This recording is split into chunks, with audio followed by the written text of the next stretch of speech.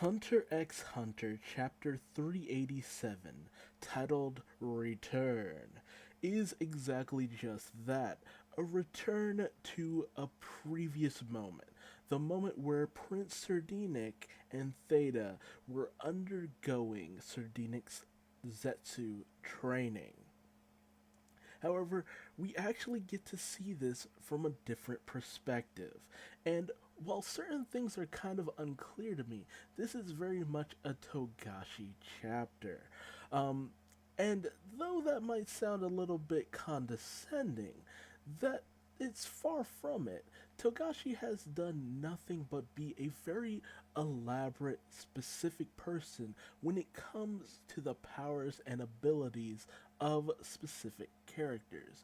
And he very much tries his best to leave nothing to guess or speculation. And this is very much in line with all of this, as we see that Sardinic's power actually allows him to glimpse, as far as I can tell, 10 seconds into the future. However, the downside he finds to this is the fact that he has to take some time in order to, get all of his Nen under control, to completely activate his Zetsu. And, you'll see that moment further down the line, and that moment will actually play out despite the fact that he might say or do something different in that moment. And he can do whatever until like that 10 seconds is up. And he experiments with this, just seeing all the different things that Theta did, such as dropping a coffee mug, or even sending out a small little bit of Nen towards him. And he really we get to really dive into his thought process between all of this, because one of the things that most unsettled me about Sardinic up until a certain point was just the sheer fact that we never really knew what he was thinking. We never really got inside his head, which different forms of writing can be a plus or a negative depending upon the situation. It can sometimes create an air of mystery about a character, but when you get into their head and really get to know what their thought process, that humanizes them to a certain degree, even if there's someone as honestly inhuman as Sardinic. And you get to see his almost interest in Theta. He has a more playful understanding of her. We get to see why he has such an interest in her because of the way she is and his lack of information into her character as a whole. He sees so many events just play out, and he gets just take it all in during these few moments, because the training with Theta can't have lasted more than a few minutes, 30 minutes at very most. But he's able to gain such a grasp and an understanding. It's almost like an out of body experience as a whole. He just sees events just play out, and then he's able to act upon them without anyone in the regular world noticing. And this is very much in line with another ability, oddly enough, currently going on in current day anime in JoJo's Bizarre Adventure Vento Ario, also known as the Golden Wind. With spoiler alert here, if you're still like actually new to that series, just get off of this now. But it's very similar to the ability of the main villain there, and his stand, King Crimson, which was able to, kind of erase certain events. You'd have the cause, you'd have the aftermath, but the actual impact of what had been done will just disappear thanks to his ability. And it's kind of confusing to a certain degree, because it's just like, you know, the actual understanding of this. It's a very hard to explain situation because honestly, it's very out there. It's just like you have the cause, you have the aftermath, but not the effects of what you do. You throw a punch and you at the part where you might have like hit the wall behind the person or or something like that, but you think you'll make contact with their face, but you didn't. There was no, that in between moment is just not there. And this actually puts more of a more detailed explanation to it, which is very much in line with Togashi. He always just does his best to fully explain as much of a character's ability as he can. He tries his best to leave nothing to chance or even to a certain degree interpretation unless he wants it that way. And with this, with the whole power of Sardinic, you have the whole moment where Theta just takes out her gun and shoots Sardinic in the head. And I love this moment because, for so much time, he's Sardinic has acted so inflappable, just always in charge, control of his emotions, just domineering. He understood what was going on. He was always in control of the situation. But here, with the threat of mortality, it's a gun. He's not some immortal being who fully is able to just, stone face go, stare down the barrel of a gun. He's just like, oh, geez, I don't want to be shot. And he freaks out for a moment. However, once he realizes that the moment is just kind of on hold and he's able to just avert certain doom, it's just like, man, this is interesting. This is fun, this weird moment and ability and all that good stuff.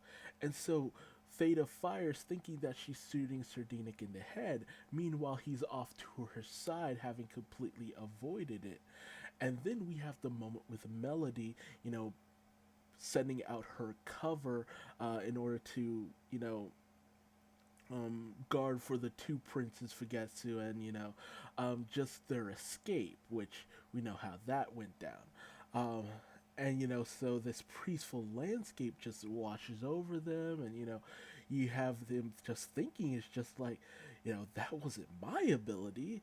Was I affected by someone else's Nen who wasn't even in the same room as me? That is so wild. The world of Nen is just so fun. And I always keep saying that Sardinic is dangerous. There's something very off about this guy. And now that we've finally gotten to see a peek into his mind, really get to know his thought process, I feel that even more so now. It's just like an ability like this, the quick nature of how he learned about this ability and was able to test it out and put it into practice, avoiding certain death all within the span of at most 15 to 30 minutes? Like, really? This guy is, and this is the guy that Kurapika wants to, shakedowns for the eyes of the Kurta clan. This is gonna be, Togashi is setting up Sardinic to be a very intense character, you know, and we have things play out with, Theta having that shock. I love the fact that he can see it from the back of her face, where she realizes that, Sardinic is still alive, and you can literally see the cold sweat. She's breaking out into like, what the fuck? I killed him. And Sardinic is just taking it all in, loving every moment of it. And he's all too ready to just question why she tried to kill him. But he's gonna take his time tormenting her about the situation. You know, and he sends her off, and he also tells his guards, hey, hit up that Melody person, summon her, do it as an invitation, and depending on how she responds, we'll go from there. But he really is just taken with Theta because of the fact that she has beholden unto him a brand new world that goes so absolutely beyond anything he could have thought of. You know, seeing 10 seconds into the future and having no time pass in the real world. Just, it's a very interesting situation. We even have this pretty complex diagram of the whole situation as drawn out by Togashi. And with Sardinic just realizing the ultimate downside of everything is simply the fact that he needs to, get to a point where he is more readily able to activate Zetsu on the fly. And he has a goal, he has an aim, and now with this, he's just like, with that, I'll dominate the succession war. It'll be mine, and it's just like that. That's dangerous AF. Like, dude, no, this guy is not. I'm fully in line with Theta's line of thinking. Just this guy needs to be stopped. Somehow, some way. This is not the person you want running the show. And between him and Benjamin, dudes need to go. Dudes need to go. Some of the other guys seem, much more magnanimous and more interested in learning and being a part of the people. Benjamin and Sardinic, they seem like they'll be tyrants. Complete and utter tyranny under their rule. And just doing things because they can and not for the people. Much like we had with the moment with the one prince trying to take out, the king. It's just like, you do it for the people. Give it to you, the people. All that good stuff. And if you don't do it for the people, then you're not a ruler at all. But hey, tell me your thoughts in the comment section below. What do you think about Sardinic's power? In the fact that it's very similar to King Crimson, but you actually get to see how it works and operates to a more interesting degree. And there's actually limitations and there's more going on to it. Very much like Dio Brando's Zawado, and he even says it. It's very much like listening to a parallel world where it's just like very much like Dio Brando. It's just like, I stop time, I'm able to see what's happening, and then things play out. And he's able to do a world of things within that time. Like with that, Sardinic could kill someone and they wouldn't even realize until like the 10 seconds was up. They'd be like, oh, I'm pummeling Sardinic into a pulp, only to realize he's perfectly fine. He's sitting in a chair and you're got like several knives in your gut, or a hole in your stomach from one of his attacks. It is surreal, and we haven't even seen the full extent of his abilities, since we know that he has a Nen beast in conjunction with his guardian spirit beast. It is stacking up that this guy is going to be ridiculous, and how far he takes things, I'm getting pretty interested to see. Things are gearing up to be a very crazy storyline, and I hope we see as much of it as we can in the near future. But if you liked what I had to say about this chapter, leave me a like. If you didn't, leave me a dislike and subscribe for more chapters of Hunter x Hunter. Thanks for joining me.